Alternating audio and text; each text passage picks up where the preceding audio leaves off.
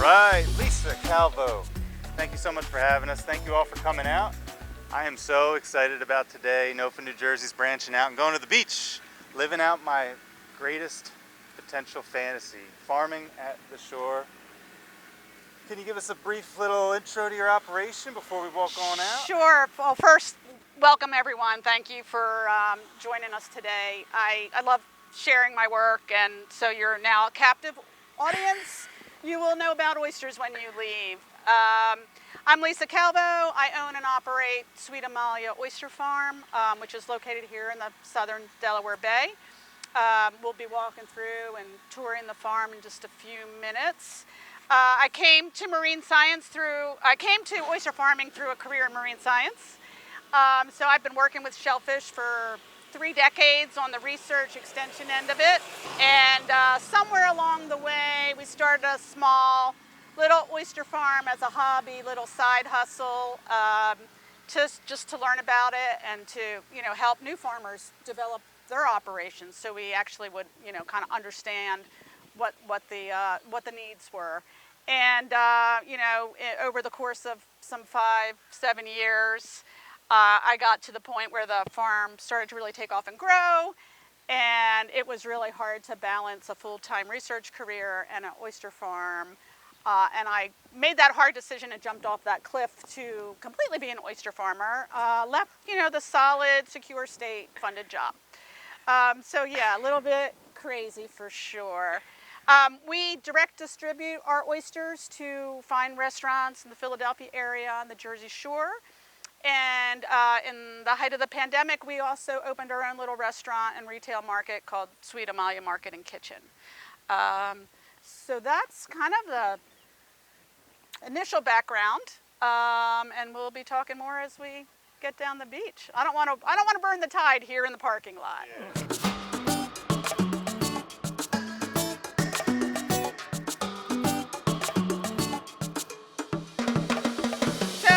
Standing on the southern shores of the Delaware Bay, New Jersey side. 8 miles to the south is the Atlantic Ocean, Cape May Lighthouse. You go way up the bay, you'll hit the Delaware River, in Philadelphia area. Wow. So this is an estuary, it is a bay. Its water is sourced from the Atlantic Ocean, the Delaware River, and the other tributaries that empty along the shores. So it's basically a big shallow pan that mixes salt water with fresh water. And if you're talking oysters, that's a really important attribute because the oysters are picking up their flavor from the place they're grown. So we're sort of moderately salty here. And, our Sweet Amalia oysters would be considered a sweet to moderately salty oyster. You're standing on these intertidal flats, we call them in the science world, and there's about a 6-mile stretch we're standing kind of in the center of, where you get this tremendous tide range at low tide. So the tide ebbs out and it exposes these sandbars with shallow sloughs. You can literally just walk out about 1,700 feet and still be in hip-deep water at low tide. At high tide, this white buoy will have, water just about lapping up to it. So our oysters are exposed to air and sunlight during the low tide, 2 low tides a day. And at the high tide, they're underwater. You wouldn't even know the farms existed here if you visited at high tide. This area is known as New Jersey's Aquaculture Development Zone. In the early 2000s, the state developed some preset, pre-permitted lease areas. There's about 12 acres down here for farmers to come in. It was really to promote the development of the industry. There were a handful of farms that were dabbling at that time on traditional shellfish leases. So when we're talking about this water in the bottom that we work, it's public land. It's our privilege to be able to work here. And to be able to have that privilege, we are, go through a number of permits. And, there's a kind of a careful balancing act that the state manages to allow shellfish farming on these bottoms while still allowing, other uses, commercial fishing, recreational fishing, kayakers, beach walkers, birders. So we are always trying to be very environmentally conscious of what we do, least disturbance as possible. The type of farming you see here is called rack and bag cultivation, and basically we're putting the baby oysters into mesh bags that protects them and contains them, and those bags are secured to low-lying rebar racks. If you go to France, there are extensive oyster parks that follow sort of the same type of method. Ireland, Australia. In this particular habitat where you get these intertidal flats, this is the most ideal methodology. If you go and you visit farms on the Atlantic coast in Ludlam Bay or Barnegat Bay, you're going to see a variety of other types of grow out methods. It could be floating cages or it could be bottom cages. So it's really the choice of methodology is dependent on the farmer, the type of oyster he wants to produce, or he or she wants to produce, the type of gear and capital investment that they can put in. So there are, I don't know if I mentioned, probably 5-6 independent farms along the stretch. The largest is the Cape May Salt Farm, and they were the first farm to really develop and get going. They were our pioneers who really, invested and tried this out and kicked things off. You may have noticed structures, a little campus right here. This is a Rutgers University field station. It's part of New Jersey's Agriculture Experimental Station program. It's got a long history of supporting oyster fishing, oyster farming, and studying the ecology of the bay. You'll be learning more about that directly from the folks there. But the original lab is a little shack with the metal roof. Was built in 1927, which is a youngster compared to their lab in Port Norris, which started in 1888. So Rutgers has been on these shores for a very long time, and we're very appreciative and thankful for all they do. They have an extensive breeding program that you're going to learn about with oysters.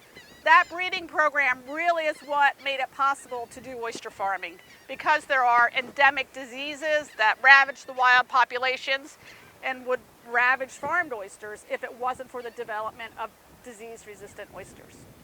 Okay, my farm is a little bit north of here, so we're going to have a little bit of a hike. I also have a small plot here that I work with a teacher from Lower Cape May High School. He manages that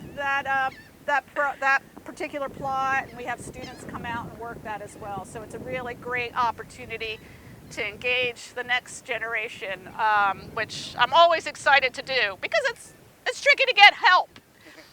So let's kind of walk, and I'll try and talk and walk. So being tide dependent here, we can only work at low tide. We might have, a 2-hour tide if there's a nor'easter, or no tide at all that we can get out, or we might have an extensive 6-hour time frame. So we're constantly juggling that. And having said that, if you know anything about tides, the time of low tide changes every day by roughly an hour. So we're, constantly reporting for work based on a tide chart. And so we'll do, like morning tides, then it'll get to be an evening tide. In the summertime, we can catch 2 tides on those days, like a 6 a.m. tide and a 6 p.m. tide, and still have daylight. And then we'll swing around and we'll start early morning again. So it's a little, it's challenging when you're trying to hire people. You have a part-time position basically, and the time you report changes every day. So it's very challenging for them to pair up and get a second job, right? So they're like, oh yeah, well this week I can report, in the morning, but next week I have to report in the afternoon. Early on, I worked on understanding the diseases, so I was more involved in shellfish pathology. Love to eat oysters, love to eat all kind of oysters. Still carry home oysters every week. They're very good for you, highly nutritious, Good packed turkey. with like all kind of minerals and vitamins that you can't get other places, plus omega-3s, protein. And It's wonderful really for- action-packed food. If you can touch on how sustainable it is for the environment. Right. So oyster farming is considered one of the greenest production systems on Earth. Oysters in general are foundational keystone species in the places they live and grow because they provide amazing environmental services, ecological services. The way they feed, they're capturing plant particles and nutrients from the water column, feeding and depositing down on the bottom. So they're cycling nutrients. As they filter those particles out, they're clarifying the water, improving water quality. So oysters are tremendous feeders. They can filter 50 gallons of water a day. Their shell structure creates three-dimensional habitat. So you'll find lots of other critters living on and around oyster reefs in nature or oyster farms. Some of the recent studies that have been done to assess the biodiversity, species richness on the farms, has demonstrated it's better than like natural reefs. And they use GoPro cameras and can actually see and quantify what's passing through, what's using the farms. So, very good for the environment. You get this, protein-packed, vitamin-packed, mineral-packed food source. It's like a perfect system, I mean, this is a sensitive areas. We do have to be concerned about interaction with migratory shorebirds. We're under strict conservation plans in the springtime to prevent harm to those species. The red knot. That come in here. They come in, they forage on horseshoe crab eggs, which you've probably seen on a lot of horseshoe crabs. It's just the tail end of their spawning season now. Shellfish farmers are really carefully regulated in where we can grow oysters, where we can put oysters. We would only be allowed to grow oysters in the most pristine habitats. Yeah. Those areas are monitored Yeah. frequently, Yeah. weekly in the summertime. The Department of Health works with the DEP and the laboratories, and they do, of course, bioassay work. And so they, in fact, of course, I want to give you such credit, Lisa, because you had a lot to do in your years at Rutgers at the lab of establishing these farms, of understanding that this really should be an agricultural ADZ zone, agricultural development zone. So this is not only a fantastic shellfish farmer, but an innovator and an initiator of enhancing our industry here in New Jersey. So she has nothing but my admiration as I oversaw this in the Department of Health. But there's strict regulations from the FDA, from the National Shellfish Sanitation, and that once the bioassay work is done, then the Fish and Wildlife guys, of course, set up the patrols, and then, of course, leases are given out, and then, of course, the Department of Health works cooperatively. While the oyster's in the water, that's under the auspices of the Department of Agriculture. Once oysters are landed, it's under the auspices of the Department of Health, going into commerce, going into wholesale, going into retail, and we really do support. Yeah, I mean, having said that, you don't want to be like, walking along some area, seeing some oysters on a piling and eating them, because you don't really know what's in that water. I mean, there are classification charts that you can study, but still you shouldn't be doing that. You got to be careful with shellfish. So there are 50 different hatcheries along the east coast of the United States where we source our baby oysters. We call them oyster seed, just this like a farm. Those stocks can be developed in another way through decades. So we have a Rutgers University Northeast High survival line, which was developed right here. This is the Rutgers Research Farm. So what we know about oyster breeding right now is that oysters do best in the place where they've been developed, where they have that origin, that genetic origin. So we'll buy the Rutgers line, we'll buy a Virginia line, we'll buy an oyster from Maine. And in that way we keep our farm a little bit diverse. If some kind of new bug comes in or something, we have an arsenal of defense against it. Maybe this one's susceptible, maybe this one isn't. And it's genetics. You could have a change in the line. So best practice is to kind of hedge your bets and buy from a different place. Is a big definer. Flavor profile and history, right? But today, in today's world, if you're ever on Instagram and you're following oyster farms, you know, there are a million stories. You know, there are more than 1,000 farms on the east coast of the United States.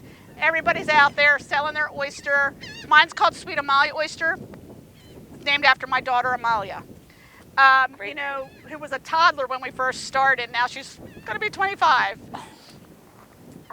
So it's kind of fun because each of those, like if you go to Samuel's Seafood, right, and you look at their oyster list, there's going to be like 83 different oysters from all over the United States, from Canada. They're going to have different names, different flavor profiles.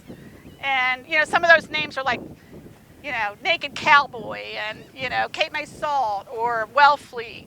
So there's this kind of like fun involved in the branding of the oysters and the flavor profiles and the experience. Last week we had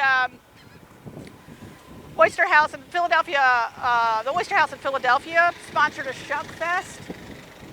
Featured 12 different farms, local farms. You got a $75 ticket, you came on, you got 24 tickets to try 2 oysters from every farmer. And you know, it was amazing, beautiful product, really unique flavor profiles. It was such a fun day. And you know, each of us brought like 900 oysters with us. Wow. So it was like a Shuck Fest, you know, it was really, really fun. So I would encourage you to try all the Jersey oysters, they're really amazing. And you would expect like Atlantic coastal ones to be more salty. The back coastal bays might be more minerality to them, kind of more like a little bit more marshy, grassy flavor. Super fun. And then on top of that, we're layering, right? So that the oyster's a living animal. In the course of the year, it's going through a reproductive cycle. So it's changing its biological chemistry in that process. So it's going to be like really rich in sugars at one point, really fat, plump, and creamy. So you're going to, like, even though you might be trying like the Sweet Amalia oyster, if you ate it every week, you would see this little shift in flavor profile based on what the animal's doing. And then you add on top of that a drought, heavy rainfall, you're going to influence that immediate brininess. A predation of cow-nosed rays. If some people like will plant oysters directly on the bottom, and one of the big predators is this cow-nosed ray that comes in and can crush the shells. So we have folks from Australia who have come over with their shark fences, and these fences are used at resorts to make sure sharks don't go into swimming areas. So we're testing the efficacy of those fences against cow-nosed rays. So you have like control plots here that have no electrical charge and just oysters. And then this is the experiment, the treatment, which has the electrical fence and oysters. And then up there is a plot with like nothing. So we're excited to see what happens, but the rays haven't been cooperating. They haven't been coming in yet. This is our farm over here. We work a little bit differently than from some of the other farms. We're strictly oriented on the sandbars. It helps keep the oysters a little bit cleaner. We're producing a very high quality product. I want to be the best product in New Jersey. That's what I strive for. And I try to produce fat, perfect, creamy, delicious, clean oyster. So we have a lot of critters that settle on the oysters, can foul the oysters, and can actually smother the oysters. So we typically have trash pumps we take out, or power washers, and blast that kind of growth off the oysters. Every oyster on the farm gets washed once a week. We have about 300 racks here now. Our sorting cycle is about 30 days with Diane and I sorting. So even though like we'll have 2-year classes of oysters out here, I have seed I bought in 2022, which are just babies, just growing up. Some of the fast growers are just reaching market size. And then I have oysters from 2021, which are the ones we're picking now for market. And even though those oysters might be the same age in a bag, they're growing at different rates. So there's this constant going through the bags, pulling off the ones that have reached market size, restocking at our bucket full density to maintain an optimal density. They're grabbing water from the environment. If they're crowded, they're competing with one another for that food resource. So the best we can keep them uncrowded and clean, the more they're going to have that opportunity to feed. We have our market oysters. These are pretty much, were picked this week, ready for market. And we have them like in 100 count bags, that's our unit that we sell. We're harvesting Mondays, Wednesdays, and Fridays. If you're a restaurant working with us, we're at your door on Tuesdays and Thursdays if you're in Philadelphia. If I'm working with a good chef, they shouldn't have my oysters in their box for more than 4 or 5 days. They're fresh. And that's really what I'm talking about. I'm talking about working with good people that I trust will handle my product, good people that appreciate the local nature of it, the hard work that small farms invest to make that product happen. And I want to make sure they're handling it. I don't want anybody getting sick from my oysters. So I'm fortunate to be in this kind of smallish size that I can pick and choose who I work with. And a lot of them were at the James Beard Award this week in Chicago. So they're really great people. Our market size, we try to target sort of like a petite cocktail size, 2 3/4 inch to 3 inch. It's a jam jar lid. If you walk out to where Diane's sorting, that's what we're using to measure. Just a helpful question for the group. How long does it take to get to market size? Right, so the business model says 2 years on average. And, we get fast growers that might get there in 12, 13, 15 months, and slower growers that might never get there or take 3 years. Pretty much we just have the 2-year classes right now. And Casey, I have some seed to show you just came in 2 weeks ago. When we get our babies, they're 2 millimeters. They look like sand grains. These cages are from Australia. They're called a SEPA cage. They have this fine mesh liner. Is 1 millimeter. So if I get animals in at 2 millimeters, they're just retained on that. Normally, you would have an on-land nursery if you have a waterfront property where you have tanks and you're very controlled and you're rearing. I don't have that luxury, so I'm just kind of testing my luck here. So these are all individual little baby oysters. They have 2 shells. They've been out here just about 2 weeks, not quite. Thursday it'll be 2 weeks. They've more than doubled. And they were probably spawned a month before that. So they're maybe a 6-week-old baby oyster. Yeah. Yeah, they look like sand grains. So there's probably 25,000 in this cage. Can you give us a description a little bit? Yeah, sure. So in a hatchery, so oysters in nature will be triggered to spawn based on temperature, and there are males and females, and they'll release their gametes into the water column. The eggs will be fertilized in the water column. So oysters produce like 8 million eggs. If you're a female oyster, you're really working hard to produce eggs, because you can imagine the loss, right? They're just into the water column. So oyster hatchery will kind of mimic that same thing. They might do a temperature cue. It'll force the oysters to spawn, and then they're separating males and females and organizing the genetics, so it's very diverse, and it's not like one male is fertilizing every egg. They grow them up. They're fed algal culture, algal paste, or a culture that's very pure and very rich in food quality, very controlled. They're initially in tanks. They're swimmers when they're first young, when they're first hatched, born. They have a larval phase where they can move up and down in the water column, a little bit this way. In nature, they'd be just, flow with the currents.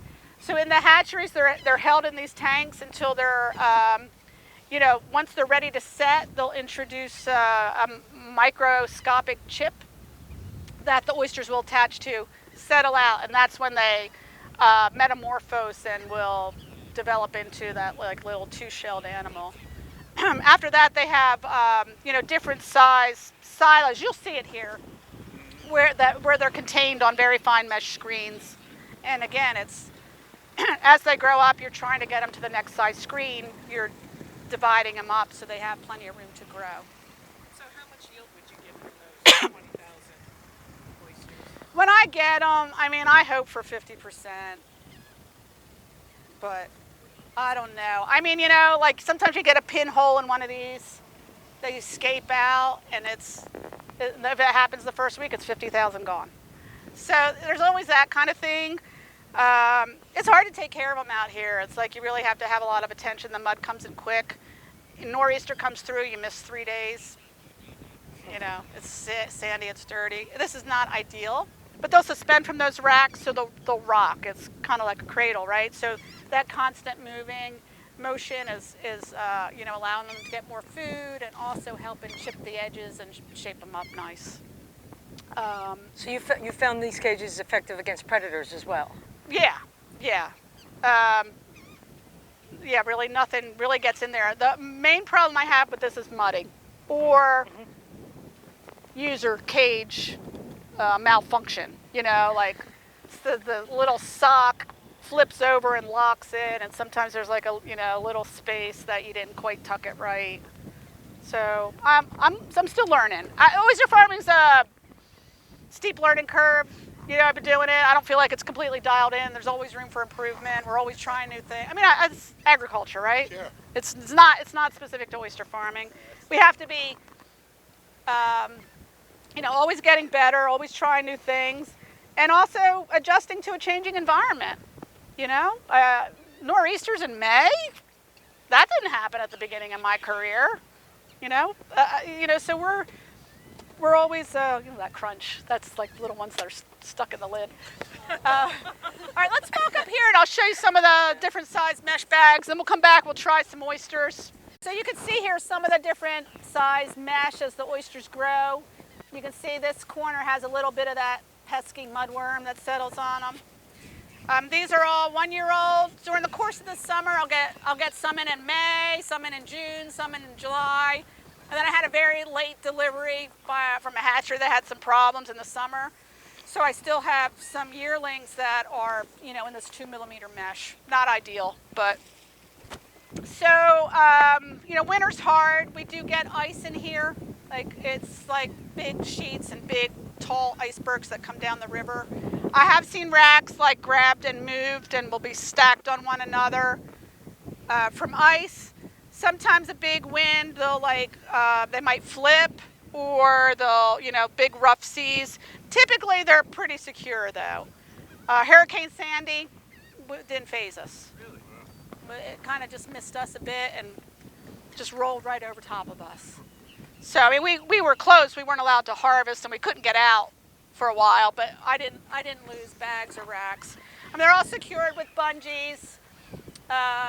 So one of our chores are like splitting seed. As they grow, you might start with like a half a bucketful when they're babies. That's going to grow. It's become a bucketful and a half, and then you're going to go back, down to that volume. So it's, and you can see the different size meshes that we're changing up in the different sizes they contain. It's a constant splitting, constant sorting for market, constant washing, and it just is repetitive. We have teams doing everything, and that's our daily farm work. But it's a great office. It's a great walk to work. Can't complain. March is the big dig out month. If ice comes in, every rack out here would just be pushed down to the ground. Sand will come in, and it's just hard, physical, raisin racks.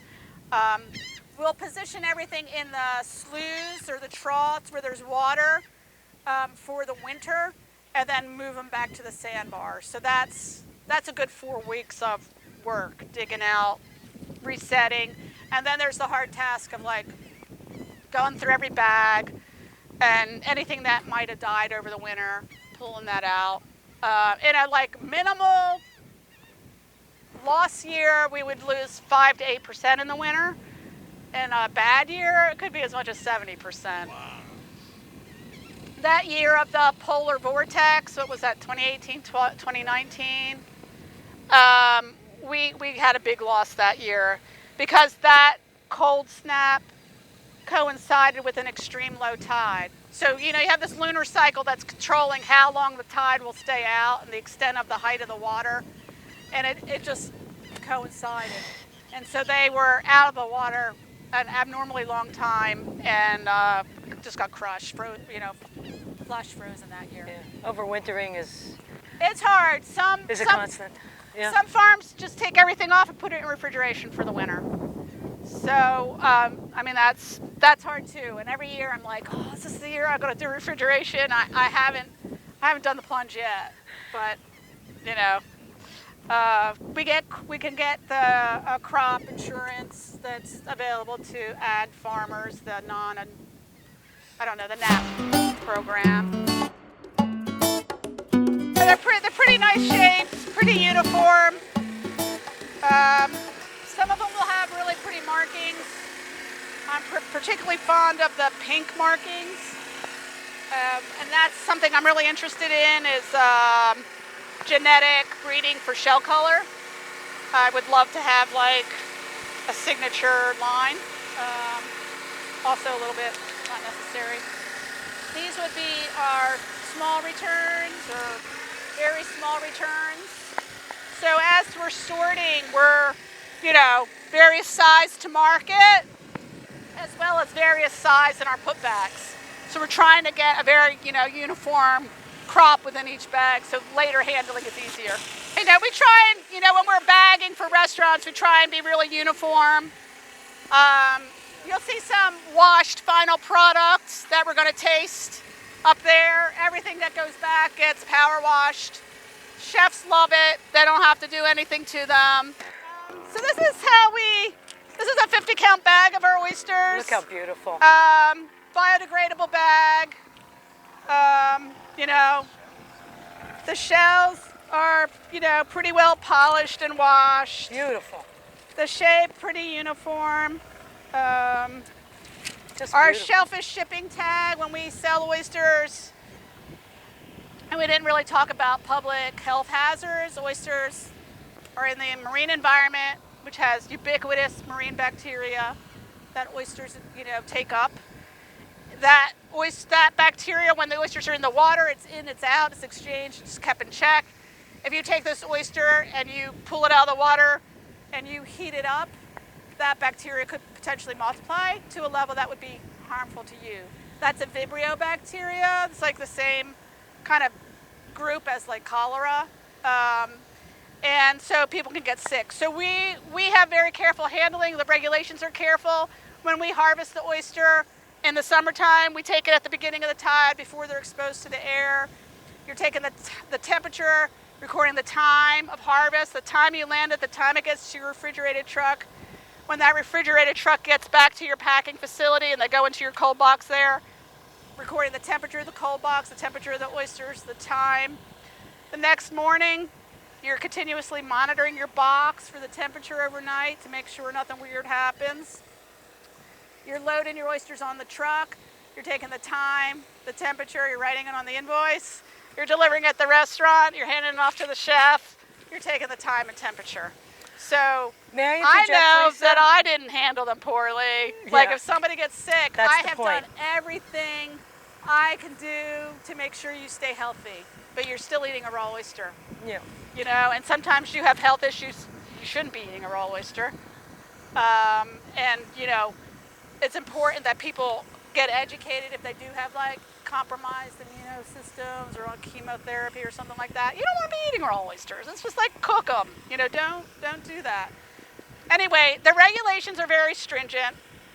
And if your farmer is following them, which everybody I know follows them, you should have very safe oysters. How'd I do, Callie? Sold, America. I would like just to interject that, we all don't like regulation, but we like good policy. And when I oversaw this industry with pride, I want to tell you how much the industry supported my efforts to keep them on the water. I did not want to shut waters down. Of course, it always happens on July 4th weekend when everyone's enjoying shellfish.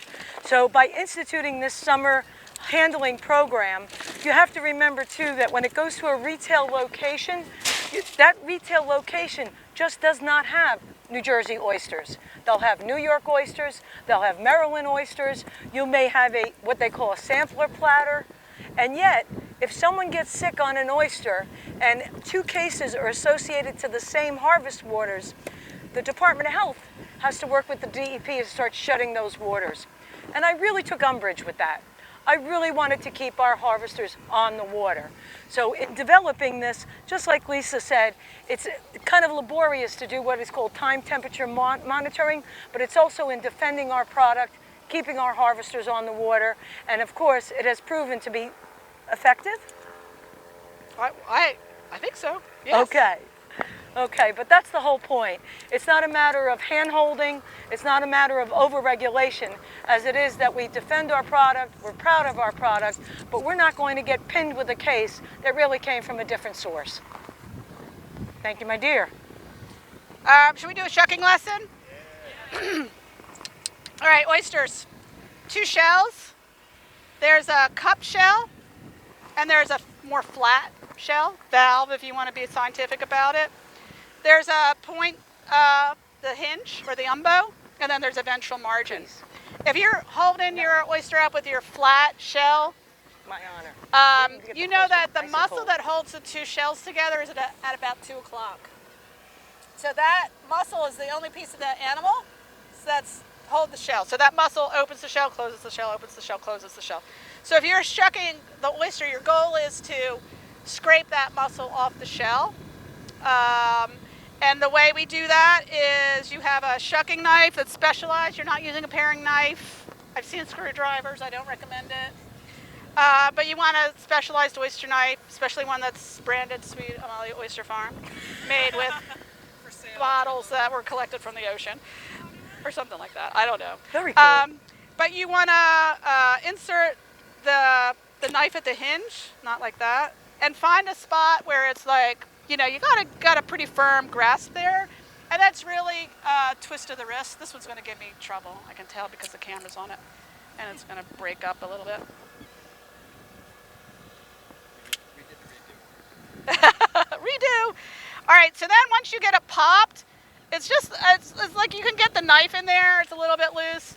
This is the thing, people always want to like rush it and be like, you just want to be easy, and you want to kind of get that knife, jiggle it down, shimmy it down to 2 o'clock where that muscle is, and then you want to just angle it up and scrape the shell from the top.